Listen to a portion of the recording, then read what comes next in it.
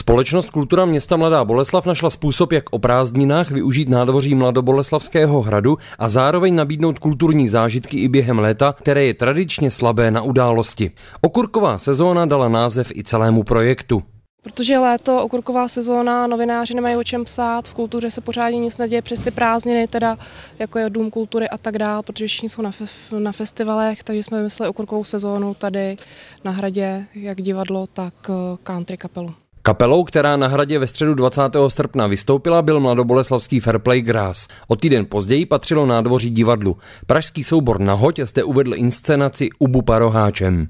Naše divadlo působí vlastně, dalo by se říct, po celé republice.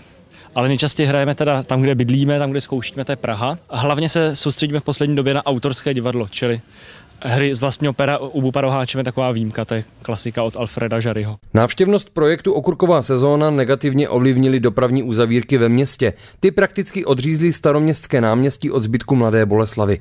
Divadelní představení tak sledovali necelé 200 diváků. Přesto chtějí pořadatelé během příštího léta projekt zopakovat. V první řadě chceme do těchto nádherných prostor Mladoboleslavského hradu natáhnout, jak se říká, mladoboleslaváky, především na tu příští sezónu 2009. To znamená, že tady v tomto prostoru bude kryté pódium, které by tady mělo být, tak počítám, od toho června do konce září. No a v hlavě samozřejmě máme několik zajímavých koncertů jednou měsíčně alespoň, anebo také divadlo. To znamená, v hledáčku jsou zajímavé osobnosti, zajímavé skupiny. Letos na návštěvníky kromě kulturního zážitku čekalo i překvapení. Z každé akce si jeden divák odnesl dárkový balíček.